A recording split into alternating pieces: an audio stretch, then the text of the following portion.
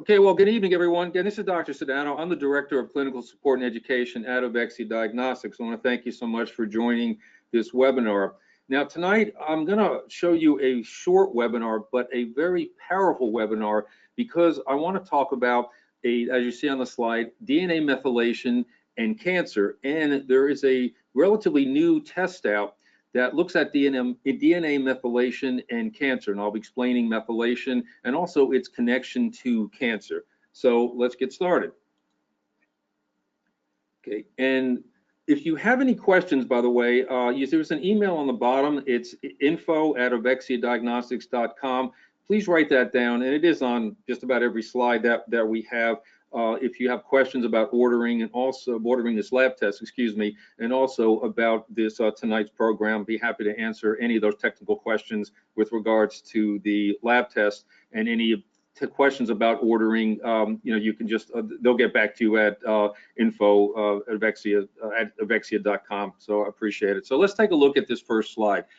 So the U.S. National Cancer Institute Survey Epidemiology and N results, it's a mouthful, database. What they've come up with is that the lifetime risk of males developing or dying from cancer is 1 to 2 and then 1 to 4 respectively. So that means there's a 1 to 2 chance or 50% chance of males developing cancer and a 1 to 4 chance of them dying. Now females, it's 3 to 1 chance of developing cancer and 5 to 1 chance of dying from cancer respectively, or risk. So that is a pretty powerful statement, and it involves quite a bit of people. You see over 50% of males developing cancer and over 33% of females also developing cancer. So as you probably are aware, there's quite a bit of cancer out there.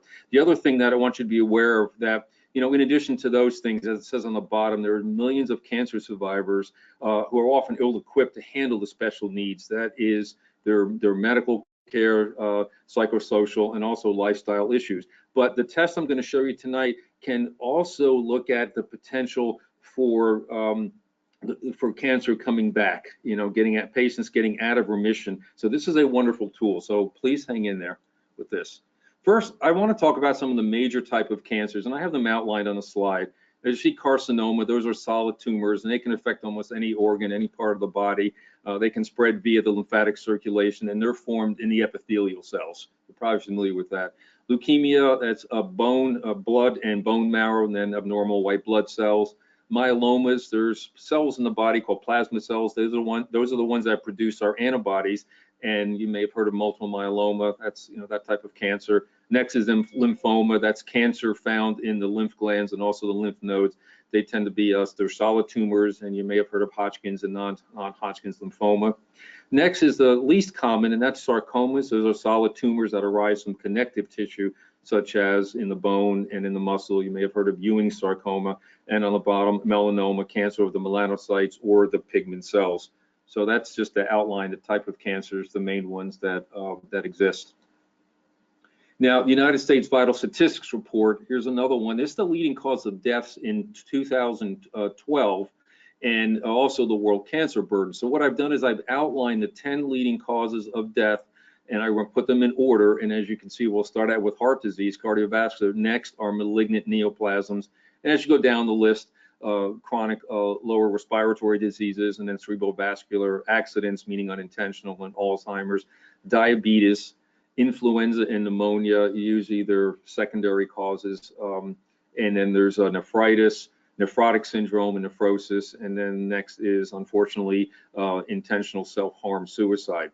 The bottom line is with these is that these causes account for about 74% of all deaths occurring in the United States. And as I've outlined, malignant neoplasms are number 2 on that list of the top 10. Now, there is something common about the majority of these tests.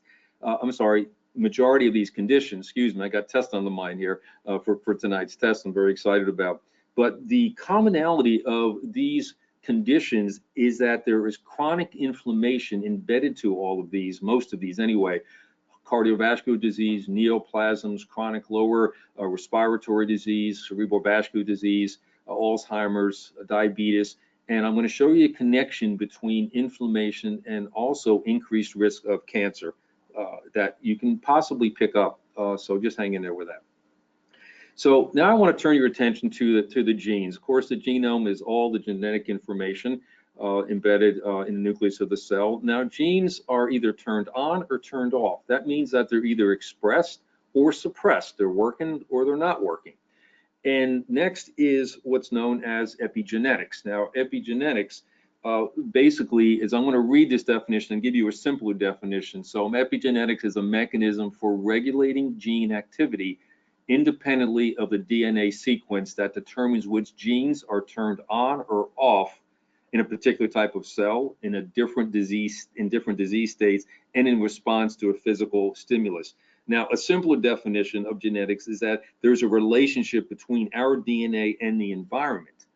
That's where diets, stress, nutrition, all can interact onto the DNA. Epigenetics means right on the outside, and cause either genes to be turned on or turned off, which means that we can regulate gene expression via natural medicine, integrative medicine, functional medicine, and so forth, because what turns genes on and off with their expression can also determine an increased risk of cancer. So it's exciting to know about that. You may have heard the term, by the way, a term called homeodynamics, and that's that relationship between our environment and the expression of genes for genetic expression. In other words, genes that are turned on or turned off.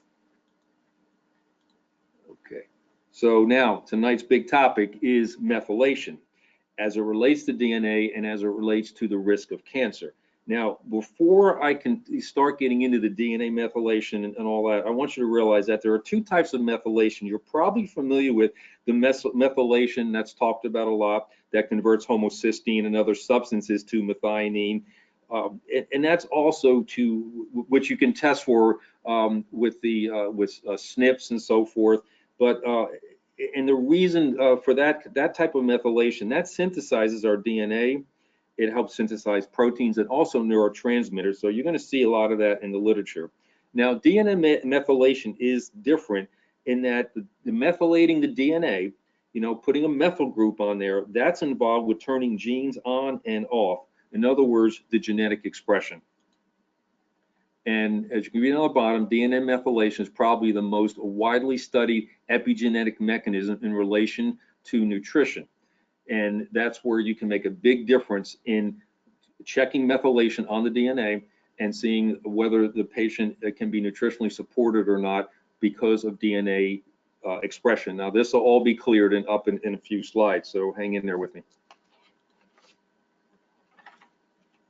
So now, what is this DNA methylation? Like I said, this is different from looking at the methylation for folic acid with folic acid and looking at homocysteine.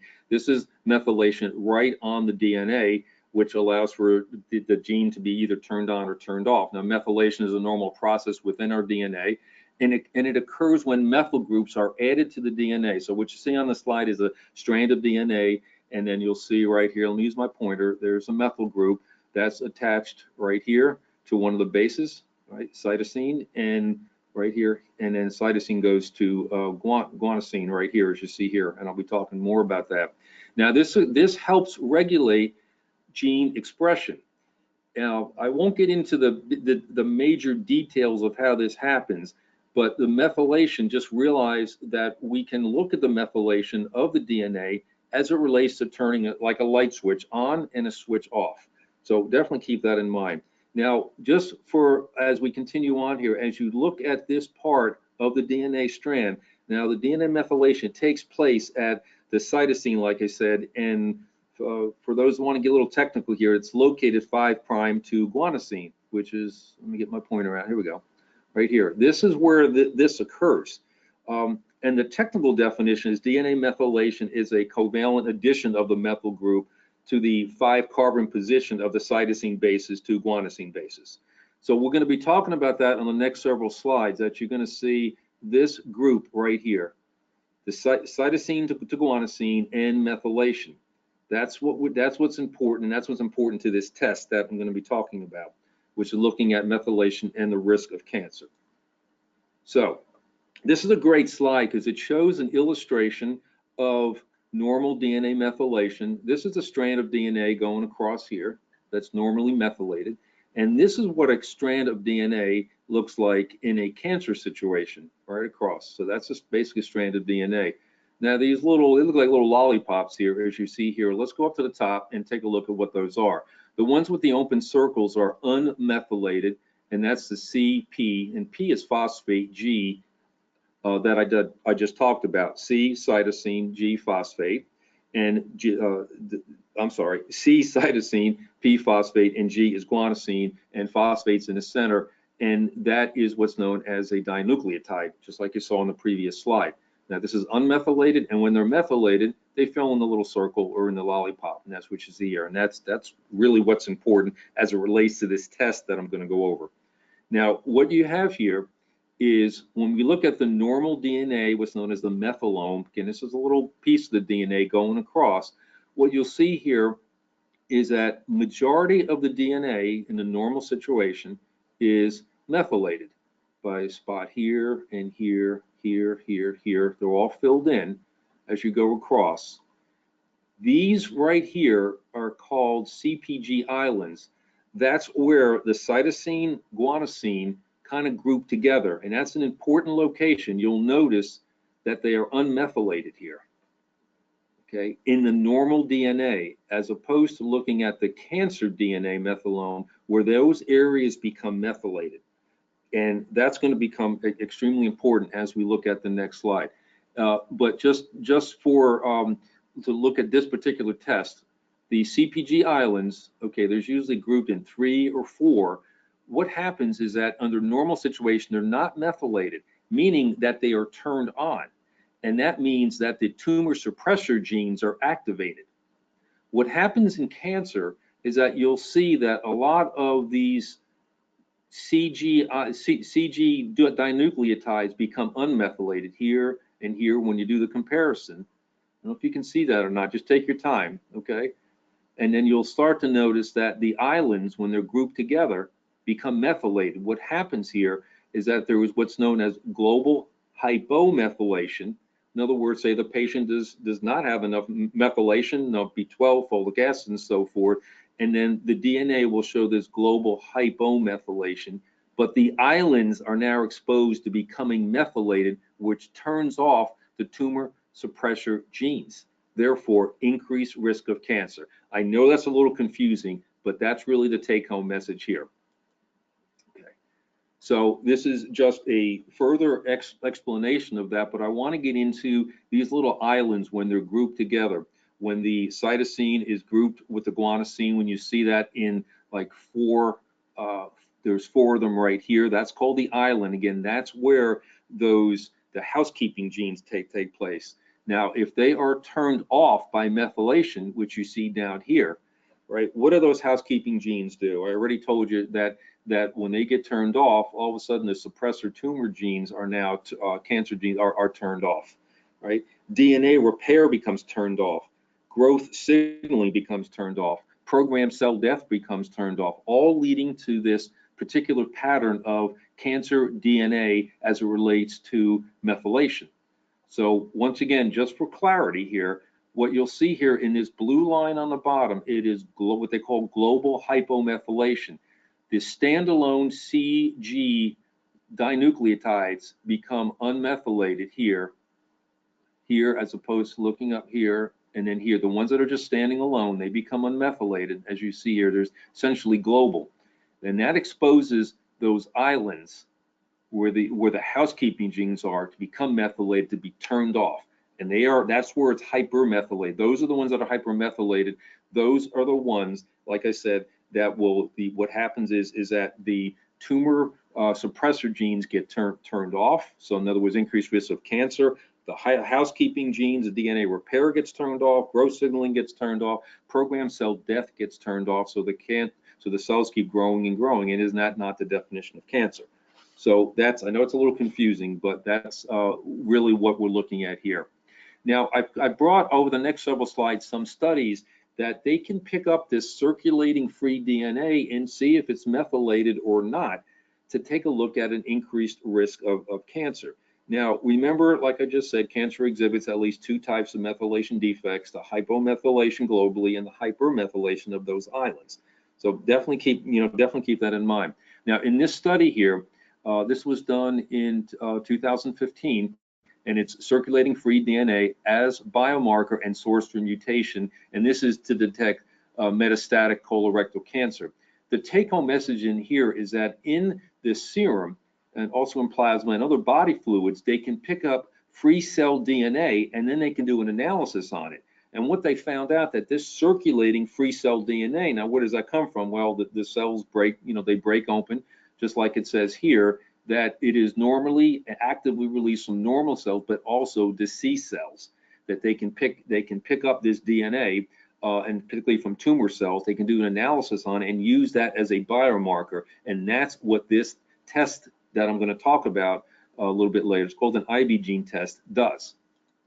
So here's another study. This was done in 2017, looking at the detection of methylated circulating DNA as a non-invasive biomarker for breast cancer diagnosis. And essentially, same thing. I'm going to read the first sentence to you here. It said, recent evidence suggests that the detection of methylated circulating free cell DNA, again, that's coming from the cells normally and also from the cancer cells in the peripheral blood of patients with cancer, may be a promising quantitative and non-invasive method for diagnosing cancer. And I've been studying this a long time. I was so happy to see that there was a test out there that we can use like this. So I'm pretty excited about this type of test. Now, the conclusion from that on the previous slide, and I'm going to go ahead and read that to you, is that from this view, now this was done in 2017, don't forget, they concluded that the analysis of the peripheral blood or other samples to detect differentially methylated, that's that free cell DNA, okay, is a promising technique for use for in a clinical setting, and that can improve the sensitivity for both early detection and disease relapse. So, and it's not only with breast cancer, by the way. So isn't that pretty exciting from an integrative and functional medicine perspective that we can take a look at this? Now, I believe this may be the last study that I put up there. This is a DNA methylation markers for diagnosis and prognosis of common cancers. And this was a fairly huge study that was done not too long ago, 2017 when this article was written. Now, they had 3 cohorts, as you can see here. The first one had 1,619 tumor samples. The second one had 791. The third one had 394. So they've done a lot of sampling. And the bottom line is, when they're looking at the DNA methylation analysis, that could predict cancer versus normal tissue with more than a 95% accuracy in these 3 cohorts. So this test is pretty powerful. And they found the methylation patterns can predict prognosis and also survival. And again, we have access to a test like this. It's pretty powerful. Realize that it's fairly new, but very powerful, and the studies have been done, and they're going to continue to do more studies on this. I talked to the lab, the doctor that does this laboratory, and we had good conversation about this, that they're going to expand their studying on this in the near future. So this is the test. So it's called the IB gene test that's offered by Avexia Diagnostics. So what's being measured? Well, I think you already know that. They're looking at circulating tumor DNA, right? And they're looking at the methylation pattern that is for four particular cancers: lung cancer, breast cancer, and liver cancer. And the doc told me that they're going to be expanding that in the near future, looking at other types of cancer. But these are the 4 major types that they're looking at with this methylation. But you can certainly do a methylation test and check for whether or not somebody is on the fence, that you need to do some innovative things such as diet, exercise, checking for methylation SNPs and so forth, which I'll talk about in a little bit. So essentially, this test is looking for the circulating tumor DNA and looking for that methylation pattern that I talked about. Now, here's all the technical stuff that this slide actually comes from the lab, which is kind of cool, that does this. We'll just go through the numbers here. They have what's known as a next-gen sequencing. It sounds like it's turbocharged to me, but at any rate, they can look at that DNA sequence that I showed you before, look at the methylation, whether things are methylated and unmethylated. They can look at the identify specific gene targets, as you see here. And then we go to number 2, and then they're going to look at an elevated methylation of those islands that I talked about to see if it's turning off those suppressor genes, those housekeeping genes, and say, you know what, there's an increased risk of cancer, and the probability may be very, very high. It's also going to give you an idea of normal methylation, because we know methylation is normal. That's why I showed you those kind of technical slides before, so you can get an idea of what's going on here. So essentially, the IBgene technology, it makes it simple to look at the methylation ratios. And what you'll get back on the report is this little scale right here of normal methylation versus the elevated range. In this particular, it's a 10, so it looks normal on this test.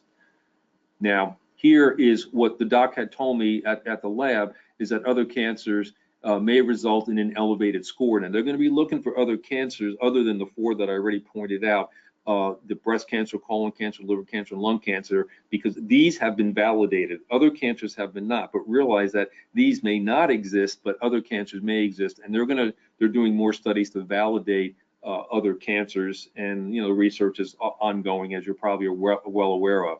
Now, this is the score.